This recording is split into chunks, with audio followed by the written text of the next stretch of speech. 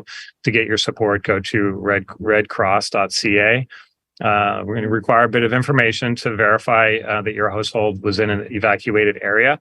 But as soon as we can verify the addresses, funds will be dispersed, and we can do that via e-transfer where it works for people. So anyone who can't be verified or doesn't have email, they can save a check or prepaid card, but it will take a bit longer.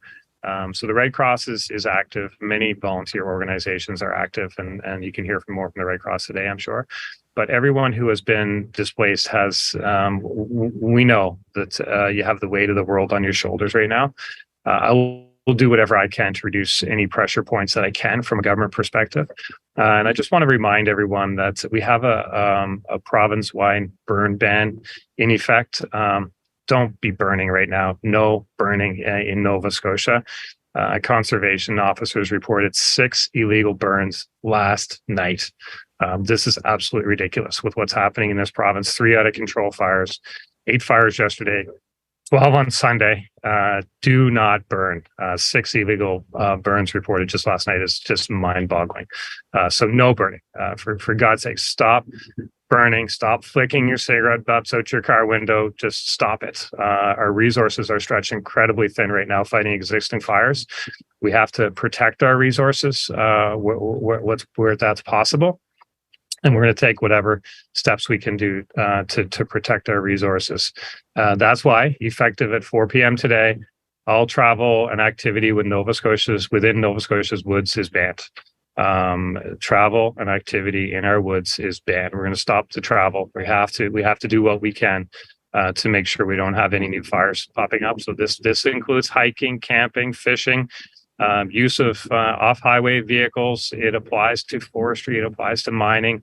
It applies to commercial activity on Crown lands, hunting and fishing. So, we can, special permits for commercial activity on Crown lands and others can be obtained, but you got to deal with your local NRR office on that. We're in a very serious situation in this province, and we need to take the steps that we can to protect Nova Scotia. So we'll do that. So on a positive note, I can't tell you how heartwarming it is to hear stories of Nova Scotians stepping up to help one another, Maritimers stepping up to help one another. Newfoundland has been incredible with their airplane water bomber support. New Brunswick has been there for us. PEI is there for us. Ontario is sending hoses. So people are stepping up from across the country to help us, but we have to do our part too. That's why the banning in the woods. That's why the banning of the burning, and that's why the limiting access to the woods. So, but seeing people come together, that's the Blue Noser spirit. That's what makes Nova Scotians Nova Scotians. So I'm proud to see that happening. I'm proud to lead this province. We will get through this. It's going to be a long road, but we will definitely get through this. I'll now turn things over to our officials who will provide an update on the status of the fires. Thank you, Margaret.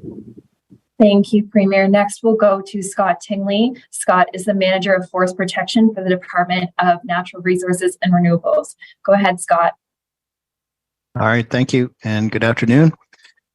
So in Nova Scotia, to date, we've had 195 fires total, burning approximately 13,000 hectares. We expect that to be increased by end of day today. So we currently have 13 active wildfires across the province. As the Premier mentioned, we had 8 start yesterday. 3 of those fires are out of control. So the other ones are, small. We've been successful in containing them, and we're just working on extinguishing those smaller fires now. But 3 of those fires remain out of control and significant priorities for the province. We'll start in Tantallon today. So the fire is still estimated at 788 hectares, so that has not grown from yesterday. The fire is still classified as out of control. There have been some hot spots heat up through the heat of the day, but that was expected. And there has not been any fire behavior that was not anticipated. So crews have sufficient resources on site to deal with any anticipated fire behavior increases, and they're currently feeling confident in what they have.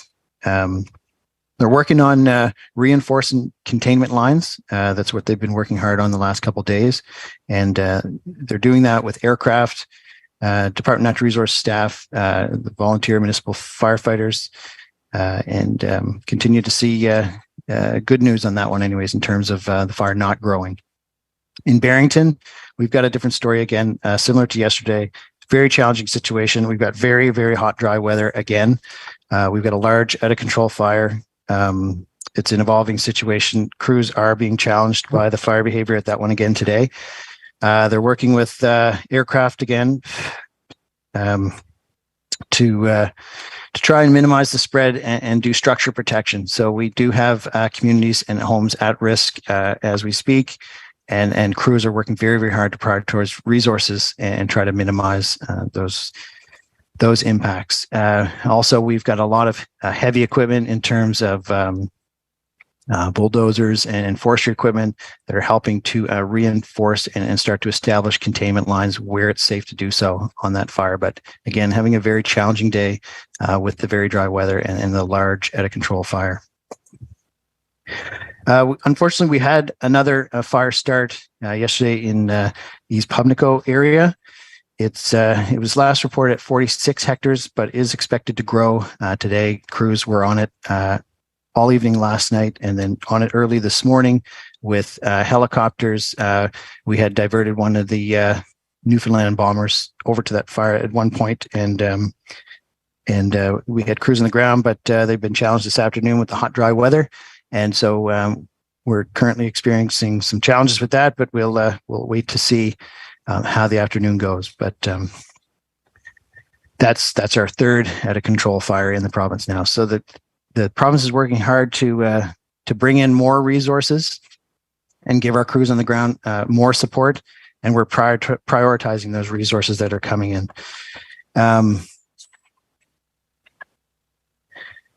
The Premier mentioned there we had some hose is on its way from Ontario and Newfoundland.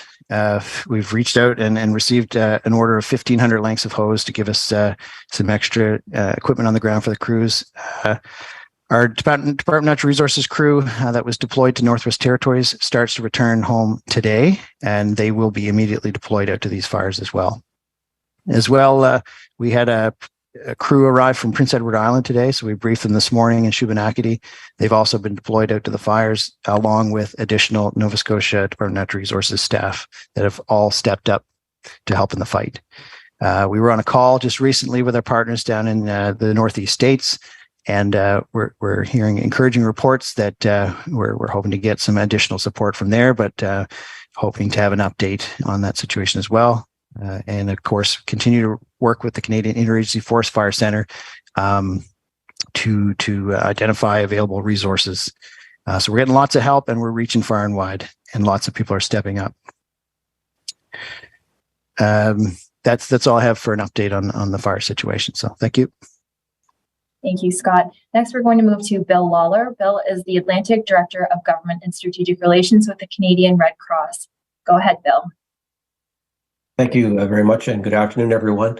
As Premier Houston gave a brief overview of, certainly we've been in conversation with the province of Nova Scotia since Sunday on a variety of fronts, and where some of the challenging areas are, to provide as much support as possible in cooperation with several organizations who are working together in collaboration with Nova Scotia EMO, amongst many government partners and agencies. Again, just to repeat, the Premier, if individuals within the province of Nova Scotia who are impacted and been asked to evacuate or come up to with local authorities to suggest that it's really important that they leave the area right away, please go to www.redcross.ca to look for the information. You'll see it on the main page of how you can register with the Canadian Red Cross so that we can proceed with the $500 per eligible household as described. We really encourage people to go to the website first and foremost, above and beyond the call center. Our call center is activated, however, from 8 a.m. to 8 p.m. Atlantic time. And we can be reached at 1-800-863-6582. But again, if you have internet access, you are highly encouraged to go to the website for that registration process. And we will follow up with you with regards to your registration and determine your eligibility for that. We're also working in a number of reception centers throughout the areas of impact, and will continue to do so, working very closely with Nova Scotia EMO and others to provide the much needed support. Thank you. Thank you very much, Bill. Next, we'll move to Bob Robichaud. Bob is the warning preparedness meteorologist with Environment and Climate Change Canada. Go ahead, Bob. Thank you, Marla. I'll just give a brief overview of the weather situation right now. Just before I do that, just in French, juste pour dire que je vais donner une revue de la météo présentement, puisqu'il y a des questions en français, je peux prendre des questions en français. So overall, across the province right now, we're being affected by an area of high pressure, which is giving generally warmer conditions as compared to what we saw yesterday. And some winds out of the west to southwest between 20 and 40 kilometers per hour. So still a little bit of wind there. Air quality issues that we saw this morning, the air has dispersed a little bit, and that's to be expected during the afternoon when the atmosphere gets a little bit more unstable. However, over the overnight hours with clear skies, we tend to run into a situation where there could be increased air quality issues, especially near the fires. The wind should subside a little bit more tonight. Temperatures will still get down below 10 degrees, but then they will increase once again tomorrow. So we're looking at daytime highs tomorrow being higher than what they were today. And then on Thursday, we're looking at some more very warm air that will affect the province and very low relative humidity. So the winds won't be as strong on Thursday than they were the last couple of days, but we're still looking at some significant dry conditions right up possibly into Friday now. We were looking at the potential for some rain on Friday. It looks like that might be delayed somewhat, maybe more Friday night into Saturday. So we're keeping an eye on the rainfall as well. So continued dry for the next few days with the potential for some increase in air quality issues, especially in the overnight and early morning hours. Thank you for that, Bob. Next, we'll go to Chief Superintendent Sue Black with the RCMP. Go ahead. Thank you, Marla. Good afternoon. I'm Chief Superintendent Sue Black, the Criminal Operations Officer for the Nova Scotia RCMP. Thank you for allowing me a few minutes to provide an update on our response to the wildfires. Je suis la surintendante principale Sue Black, l'officière responsable des enquêtes criminelles de la GRC de la Nouvelle-Écosse. Merci de m'accorder quelques minutes pour faire le point sur notre réponse aux incendies de forêt. My remarks will be delivered in English today. However, these will be available in both official languages on our divisional website, at rcmp-drc.gc.ca. Mes remarques seront prononcées en anglais aujourd'hui, mais elles seront disponibles dans les deux langues officielles sur le site web de notre division à rcmp-grc.gc.ca. So I'll start with Shelburne County. On Saturday evening, our officers became involved in the response to the wildfire in the Barrington Lake area. We began closing portions of Highway 103 to traffic due to the proximity of the fire to the highway and the risk this presented to motorists. Our officers maintained a presence overnight and assisted the Department of Natural Resources and Renewables, the Shelburne County East Emergency Management Office, and the local fire volunteer firefighters wherever we could. Early Sunday morning, Highway 103 was reopened to traffic. However, a few hours later, our officers again had to close a portion of Highway 103. Shortly after 1 p.m., our officers, with assistance from local ground search and rescue volunteers, we began conducting evacuations along the Upper Clyde Road and Highway 103 and Clyde River. By late evening on Sunday, Highway 103 was closed between exit 27 and exit 29. And mandatory evacuations were in effect for a number of communities, with other communities subjected to recommended evacuations as well. Yesterday and today, our officers are continuing to work with our partner agencies, and evacuations and road closures have continued. For a list of all of the road closures in Shelburne County, please consult the Nova Scotia 511 website. To date, unfortunately, over 600 homes and 2,000 people have been evacuated across Shelburne County. We are maintaining a presence of approximately 15 to 20 officers who are conducting proactive patrols in the evacuated communities in an effort to keep your communities safe. Moving on to the fire in the Tantallon area. Just before 4 p.m. on Sunday, our officers began responding to reports of a wildfire originating in the Westwood Hills subdivision in Upper Tantallon. The fire was described as fast-moving, and a number of structures were already engulfed in flames. Our officers began evacuating people as quickly as possible, and we communicated information about the evacuation publicly. And as the fire continued to spread, we began closing roads and continued with evacuation efforts. By late evening on Sunday, the Hammonds Plains Road was closed between Upper Tantallon and Lucasville, and the Lucasville Road was closed to Middle Sackville. Our officers continued evacuating many neighborhoods with assistance from Halifax Search and Rescue volunteers, Halifax Regional Police officers, and Halifax Regional Fire and Emergency employees. Since Sunday, our officers and employees have continued to work with our partner agencies. We're maintaining a presence of approximately 40 officers who are conducting proactive patrols of evacuated communities and manning checkpoints where road closures are in place. With regard to the wildfire in Pubnico, our officers responded to the area yesterday evening and remained on scene until it was determined that no evacuations or road closures were required. Our officers are maintaining communication with officials at the scene, and should our assistance be required, we'll respond accordingly. Looking forward to the days ahead, our officers and employees will continue to support the ongoing response to the wildfires across the province. For those Nova Scotians who've been evacuated, our thoughts and support are with you. We know that evacuations may cause anxiety or stress, but the evacuated areas remain dangerous, so please do not attempt to return home to get medication or belongings.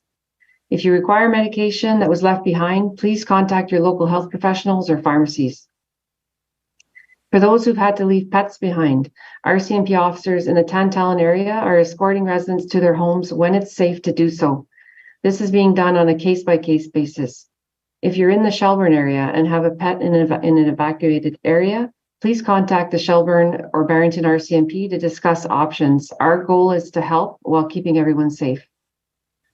We want to remind the public to avoid all evacuated communities, to allow firefighters and other first responders to do their work safely. Please follow directions from the emergency management offices in each area. And we also ask for the public's patience as first responders continue to fight the fires. Lastly, we want to warn Nova Scotians of scams in relation to wildfire financial relief. If you receive a text message, email, or phone call from someone looking for money, it's likely a scam.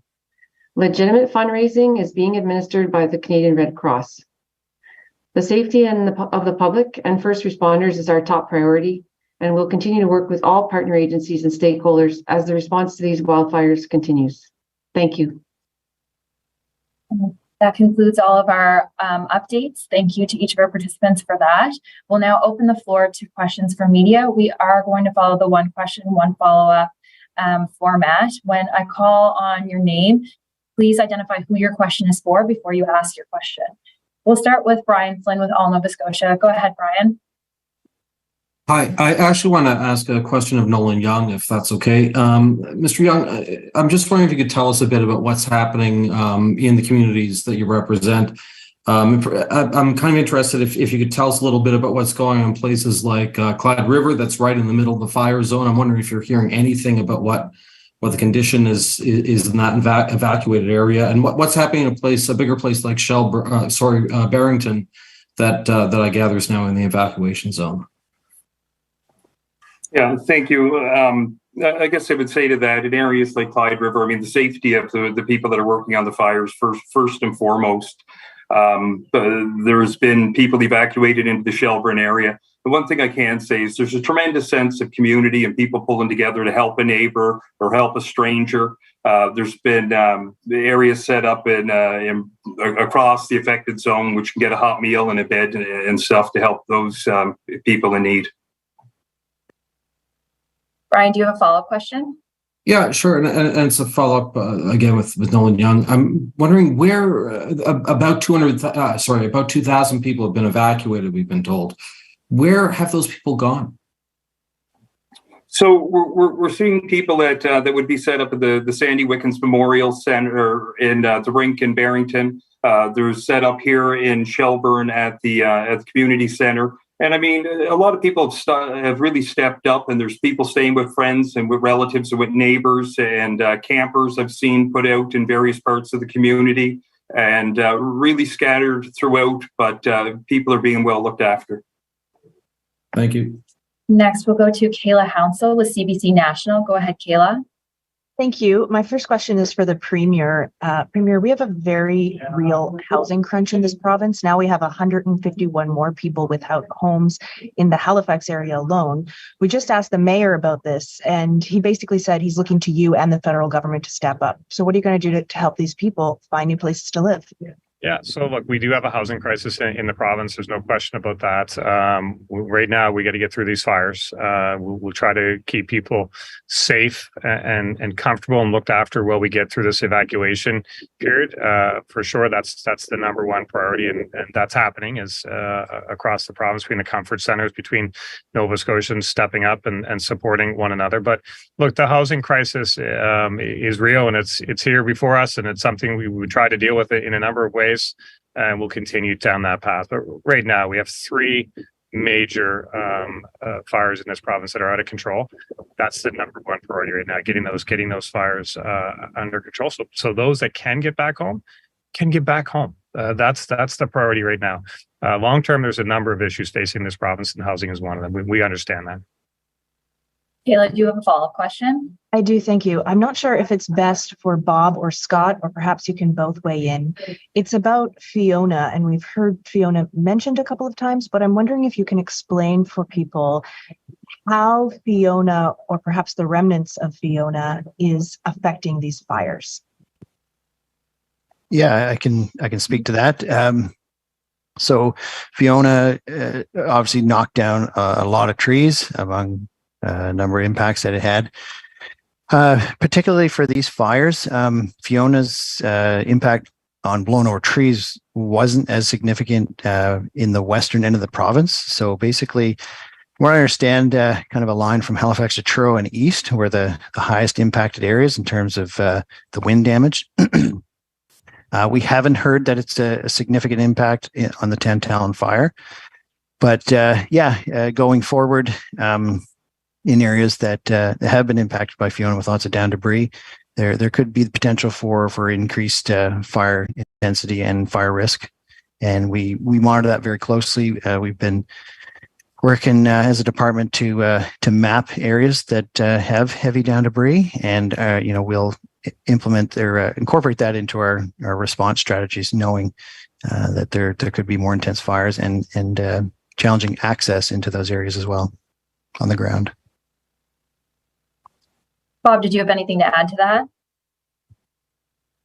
No, I was actually going to say exactly what Scott said in terms of the damage. If you look at a line west of Halifax to Truro, the winds with Fiona were a lot less in that area. So I would expect tree damage to be a whole lot less there as well. Great, thank you. Next, we'll go to the Canadian Press. Keith Doucette. Keith, go ahead with your question. Hi, it's a question for Scott. I'm just wondering, with each passing day, it seems like your resources are being spread thinner and thinner. How close are we to being beyond our capacity to cope? Thanks for the question, Keith. These fires are beyond our resource capacity, and that's why we're prioritizing resources, and that's why they remain out of control. And that's why we continue to ask for help and bring in additional resources.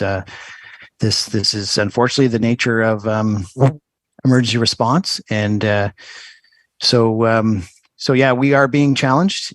People are working extremely hard. They're putting in long hours.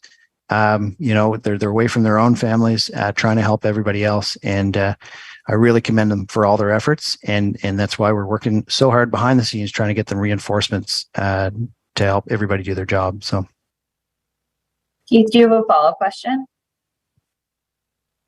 Yes, it's also for Scott. It's from a colleague working on a different angle. She's wondering if training in Western Canada for wildfires is different than that in Atlantic Canada. And if it is different, is it necessarily better or worse? What is the capacity here as compared to somewhere else to fight these fires? The training is the same. We meet all the national standards for wildfire training in Canada. Some of the tactics might be different, depending on the areas that you're working on.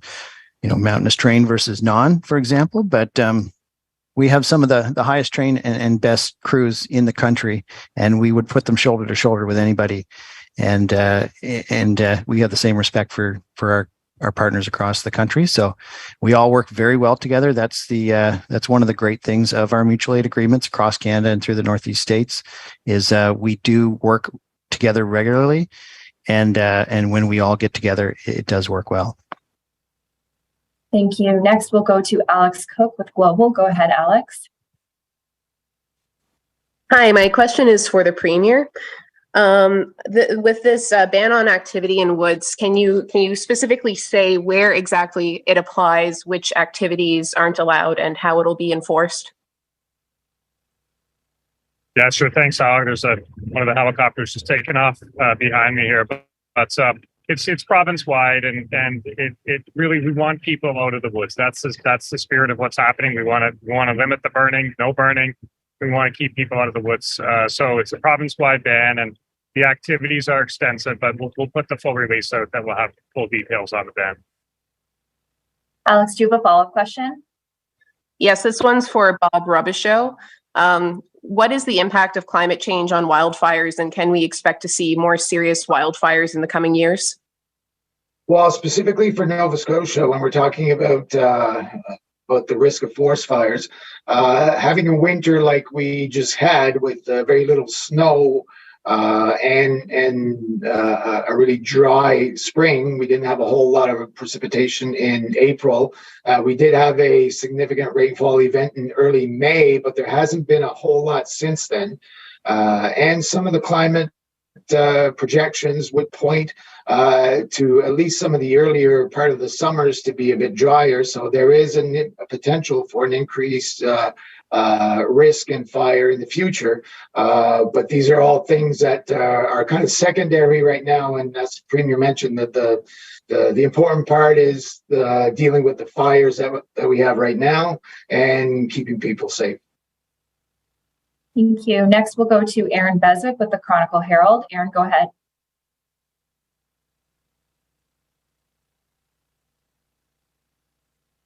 Aaron, are you there? Okay, we will move next to Tim Bousquet with the Halifax Examiner. Go ahead, Tim.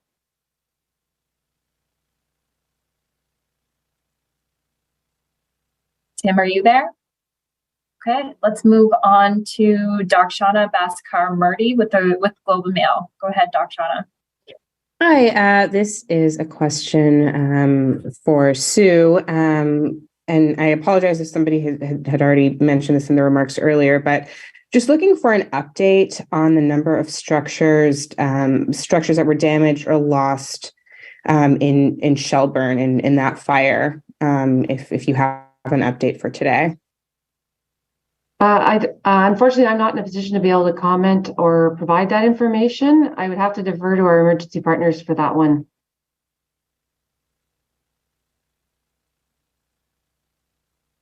Is there anybody else that wants to jump in on that question?